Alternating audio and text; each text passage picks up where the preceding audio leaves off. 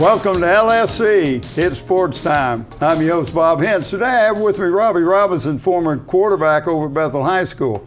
Welcome. And I want to call you the Robbie Robinson. Call me the Robbie Robinson. But you didn't grow up in Hampton, you grew up in Newport News. That's right. And we were talking earlier, you grew up with Aaron Brooks and Elton Brown and a lot of those guys. Yeah. Talk about growing up there, because I know you played rec ball. Oh, yeah. All of us grew up in East End, Newport News, myself, Allen Iverson, Aaron Brooks, Vic's from the area, Elton Brown. Grew up playing at a league called Parkview Bengals. And some of my teammates, I don't know if you remember William Venable. He was a basketball player back at Warwick. Some of the guys were Marlon Hooker. He's a coach at Denby High School right now in their organization. Let's see. What were some of your coaches that you had back then? Can you remember? Yeah. Actually, matter of fact, one of my coaches, Coach Alvin Curtis, he actually came to my son's game against Mitchfield. How about that? Yeah. So he came out. He was one of my coaches, a big inspiration in my life. And my dad actually coached for a while out there. Bro Robinson, everybody know him as. But they were some of my coaches, still some of the guys I talked to, you know.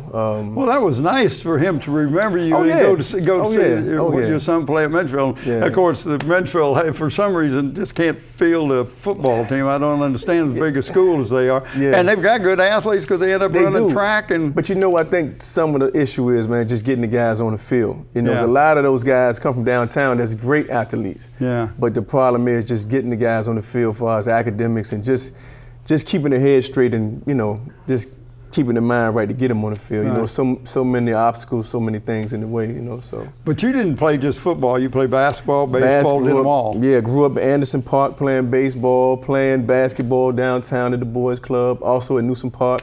You know, played against Steve Artis, one of the greats from this area. Aaron Brooks, all his older brothers, Ricky Brooks. I mean, you know, it was so many guys that came up through that area, you know, great players. And like a lot of guys asked me about, when I moved to different states, they asked me about Iverson and those guys. And I always tell them, Iverson was a great player, but in my opinion, he wasn't the best. And where's the camera? Allen, you my man. But, you know, we had some guys that was from downtown that also could have made it, but for whatever reason, it's like we were talking about some of the guys that's at Mitchfield, just couldn't stay on that right path, and you know what I'm saying? But we had a lot of good guys. And it's the decisions you make sometimes. Oh yeah, always. There's repercussions out here. You know? Well, then you left Newport News, and as a ninth grader, you go to Bethel High School. Come to Bethel High School, which is a big change, big shock, but when you get older, you realize it was one for the better. You know, I didn't want to leave the area. All of my family, that was your friends and everything there. We grew up playing Little League together. Everything's, you know, together 24 hours a day. Same project, but you know, when we moved to Hampton, turned out to be a good thing. Met a lot of new people, a lot of new experiences. So as a ninth grader, you're at Bethel High School. The first half of the year, you're playing JV. Then the second half, they moved you up to. Got to play a little varsity football. Who was your basketball. JV coach? JV coach was Bernie West, the defensive coordinator now at Bethel. Bernie West, real good guy, A1 guy, and. My defensive back coach was, when I got to varsity, was Coach Bouchard. And he's been here on the show. Boo, Boo, keep your laugh. Boo needs his own show. Boo's a good guy. He's got some stories. He can do his own show. Coach O and, you know, of course, Coach Cos. Right. And you did was basically a defensive back. Yeah. Played defensive back pretty much my whole time there. And a receiver a little bit. And receiver. And when I finally got moved to quarterback the third game of the season, my senior year. But before then, like when I was, I think I was a junior, and we had the older guys like Todd Kelly, Melendez Bird, and all those guys. We used to have a throwing competition, and it was Todd, Brian Gwaltney, who was the starting quarterback, and a couple other guys. And Todd, who would win it all the time? Todd would always win it. Todd would stand. And we're talking how far you could throw. Yeah, just how far you can throw the ball. Todd was a strong left-handed guy. Todd would stand like on the 25 and throw the ball over to the end zone. And none of the guys knew I can really throw it because when I got there, like I said, I just found to play defensive back, wide receiver. And I got the ball and threw it through the field goal post from the 25. And after that, Cos and Melendez was on. Melendez and Todd Kelly was on the coach about putting me at quarterback, but you know, Brian was the quarterback and Cars believed in him, but so I never got a shot my junior year. So that was the story behind it. Well, that's unbelievable. But but then when they ended up leaving, they convinced Cars to start as your senior year. Yeah, Todd was at Tennessee and Melendez was at Tech. And we were playing the first 2 games he did. The first one was against Norview. And we were playing and they were rotating, I think, Snoop, Brian Gwaltney, and Troy Fullwood at the quarterback. And so they put me in, and this was probably the reason why they didn't want to put me at quarterback, because I would change the play. But I remember we were playing Norview, and we wasn't doing anything with the ball, and Coach put me in the game, and he sends Craig Rainey in with the play, and Craig said the coach called like a comeback, which we had been running all game. And Craig's like, man, we've been doing it all game. He waiting on it. And I changed the play in the HUD. I said, I tell you what, Craig, run the comeback and I'm going to pump it. And when I pump it, head up the field and I'm going to let it go. And Craig was an all-state sprinter, quarter mile runner. So, Craig ran a 47 quarter. So that's what happened. We were like maybe on the 30-yard line, and we did that. Craig ran the comeback. I pumped it. The guy thought it was the same old route. He bit on it. And when I threw it, Craig caught it stepping in the end zone. So it was like a 70-yard touchdown pass. And I threw we're talking in the air now. In the air. And when everybody went crazy, but when I got back to the sideline, Cars cussed me out. Cussed me out. Because you didn't follow what he wanted you to do. Because I didn't follow. He took me out the game right after that. Yeah. So, and matter of fact, next game, same thing. We played Lafayette. We up at Cooley Field. And the game we were losing, matter of fact. We were losing like 8-6. And fourth quarter, he puts me in a quarterback. I was something like a closer in baseball. You know, he puts me in fourth quarter. The closer. And he called something like a dive or option or something like that. And I changed it to a slant. And changed it to a slant, hit Rodney Barnes on a slant, and scored on the play. And we ended up winning 14-6 or 14-8. So did he yell at you when you come off the field? Not as much. Coach well, you gotta be pretty. Coach O caught me before I got to the sideline, and he talked to me. So then, but the next game they actually started me. The next game, so I started. That was the third game. That was the second game. So he started me the last 8 games of the season.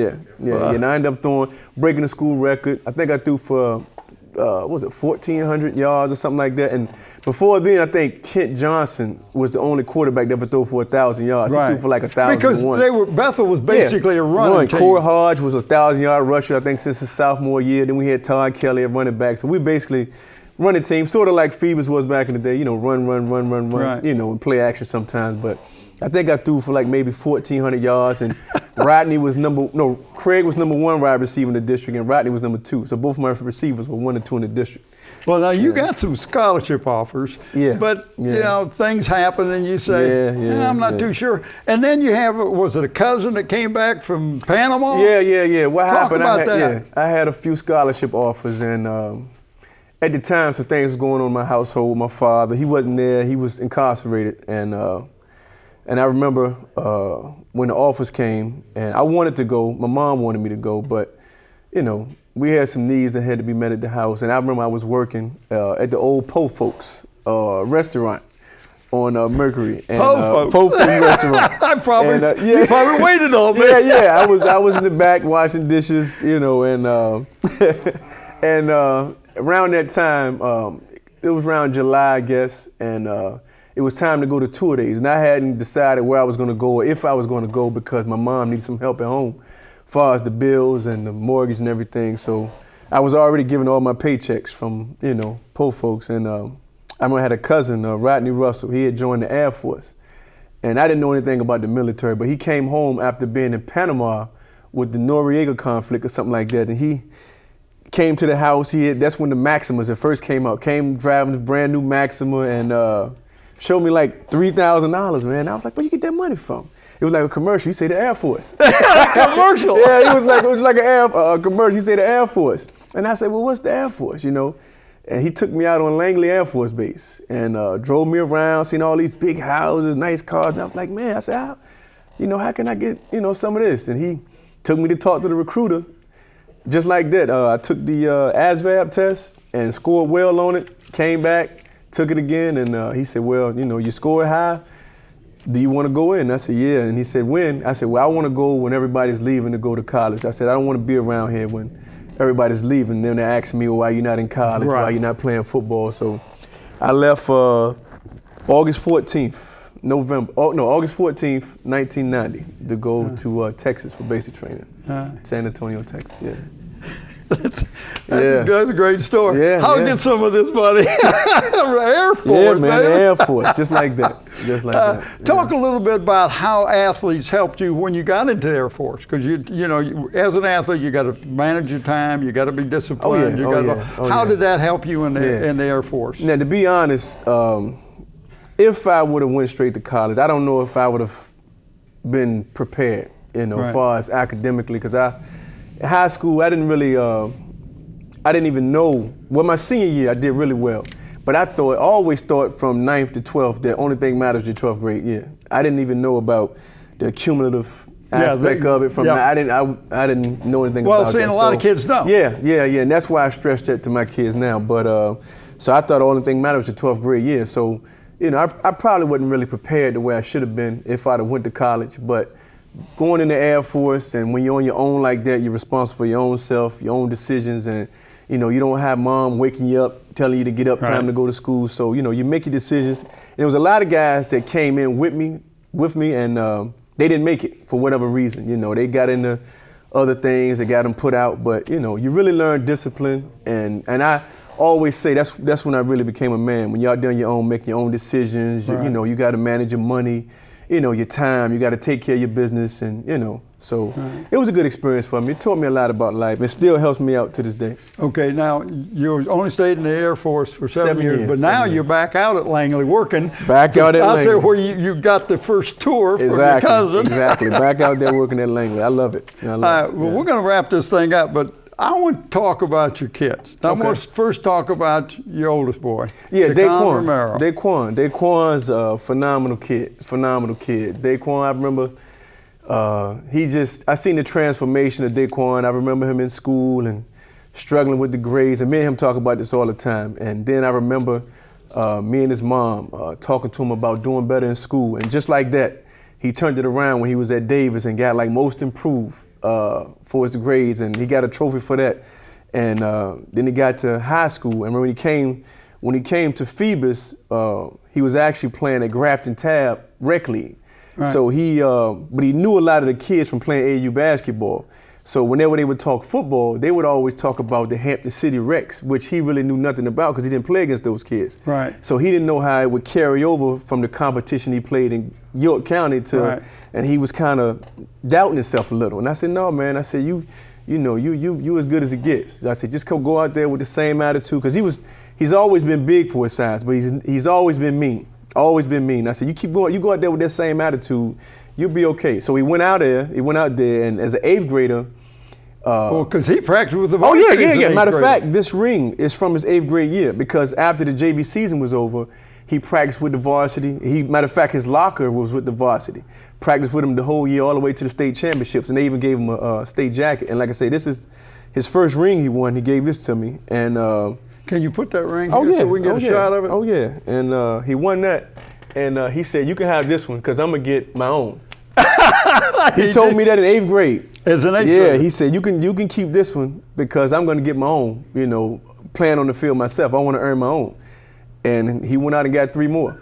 I know, that's what it's amazing And what was also amazing to me is he finishes his senior year at the end of the first semester and enrolls at UVA. Oh yeah. Him and Wadford from Hampton. Oh yeah. Yeah, they went up there together, and he got a jump on the spring ball. You know what? And one thing I want to say about Dede, I think it's a couple people. I think it's Muffin, Kerry, and one other guy. I like the only guys that ever come through the district undefeated, win 4 rings.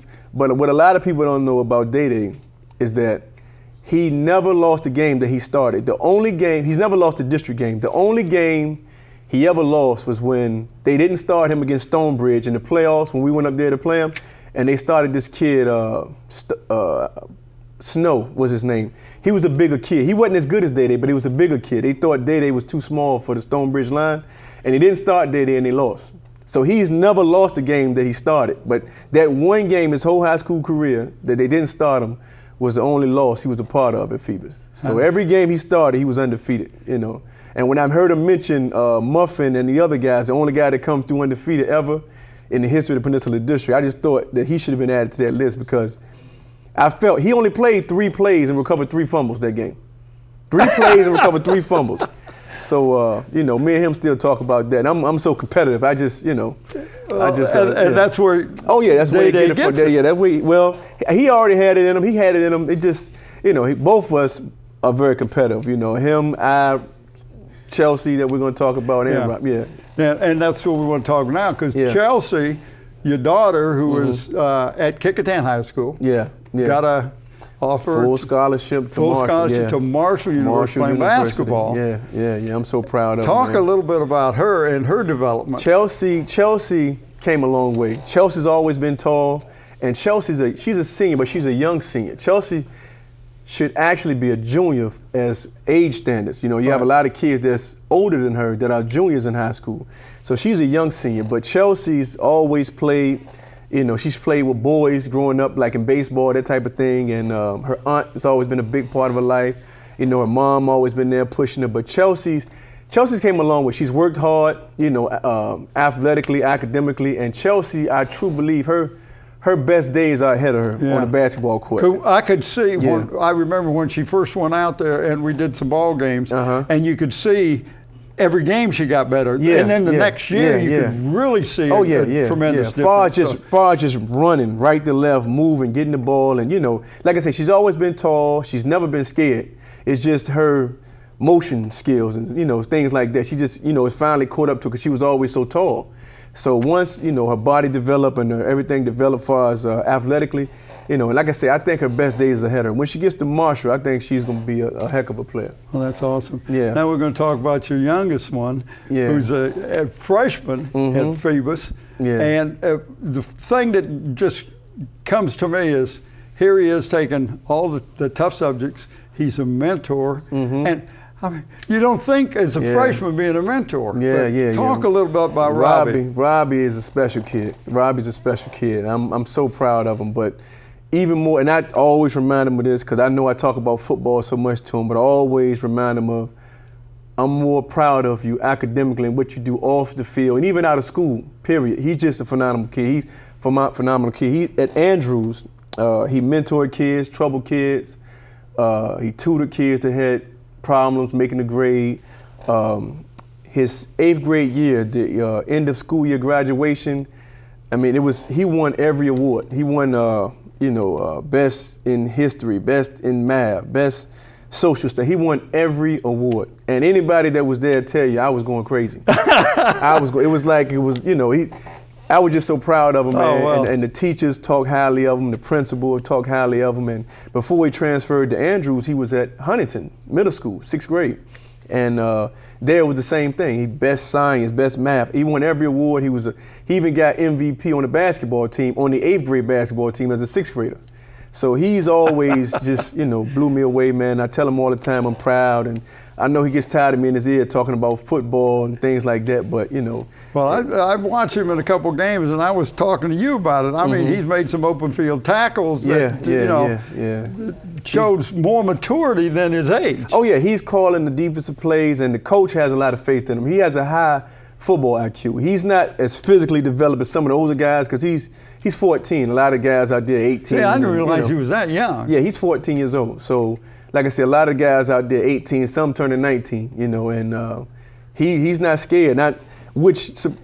I knew he wasn't scared. He plays fearless, and I tell him all the time, I said, listen, man, let's just make it through the season healthy. Because he's in his mind, he's 6'5", 200 pounds. He flies up. How big is he? He's about 5'9", about 155, 160. And he flies up to the line of scrimmage, man, and he's throwing his body in there. Past couple of days, he's like, "Dad, my back hurt." I said, "Well, if you act more like a free safety instead of a strong safety, maybe your back won't be hurt." He just, he's just relentless, and I love that about him. I love that about him. And I tell him all the time, man, just the way you go at football, go at life. Football, sports, and life run parallel. And I always kind of correlate the two, with him. And I just got a mantra I always stick with him, man. Just whatever you want, take it. you know, in life. Right. You know, you get an obstacle, just have fortitude, and you know. But he's a phenomenal kid, man. I'm so proud of him, what he's doing out there. He's a freshman, he's starting, and I would put him up against anybody. I mean, I tell him, I said, well, you a free safety. I said, they kind of judge you on interceptions, so you need to get your hands on some balls. But he just, you know, he loves to hit. He loves to hit, he loves the game, and you know, I'm looking for real big things out of Robbie, if God bless him to stay healthy. I tell you, I hope he does too. But one last question. If you were able to talk to some youngsters and be able to impart to them what your children have done, what would you say to them? A lot kind of put you on the spot. Yeah. No, it's cool. It's cool. A lot of and the success, you know. Yeah. A lot of the kids today, man, just discipline. And I talk to a lot of the Phoebus kids all the time, and you know, a lot of the Phoebus kids there, they don't have some of the strongest of backgrounds. And I talk to some of the kids, and you know, and I don't want to sound like a preacher to them, but you know, and when you talk to the kids, they think you were born 30 years old, you know, and I tell them, I said, listen, I've been your age, man, and I've seen it, and I've seen some of the toughest guys, and I've seen what they've been, and you know, I said, but what you got to understand is somebody's always watching, you know, and all these guys, they want to go to college and play football, but you know, it's just the way you carry yourself, whether you're at Darling Stadium in the stands and you're talking amongst your friends, you have to watch what you're saying. You know, you can't just say, you know, profanity and, you know, say what you want to say. You need to learn respect. You know, you need to learn how to act around people, and it just, it's 24 hours. And the guys, they just look at life as a football field. And I say the world is bigger than a football field. You know, for your actions, you got repercussions. And like I said, I don't want to name names with none of the guys, but I talk to all of them all the time. Great. And sometimes they don't want to hear it. You know, they say, "Oh, there's Robbie, Dad." You know, you know. But on the flip side, here comes the preacher. Yeah, on the flip side, a lot of them, more than not, comes over to talk to me. They come to talk. Great. Yeah, so yeah. You're getting Yeah. A lot of them. I mean, most of the time it's about football, but a lot of times it's just about things that's going on with them. You know, and that's a lot of times that's what they need, is just someone to talk to, somebody to listen. You know what I'm saying? So, you know, hopefully they'll learn before it's too late. You hope that they won't learn from the mistakes that, you know, keep them from their goals, but, you know. Yeah, I appreciate you coming in. No problem, man. Thanks for having me. Thank you for tuning in to LSC and Sports Time. I want to thank my special guest, Robbie Robinson. I'm your host, Bob Hintz. Till next time.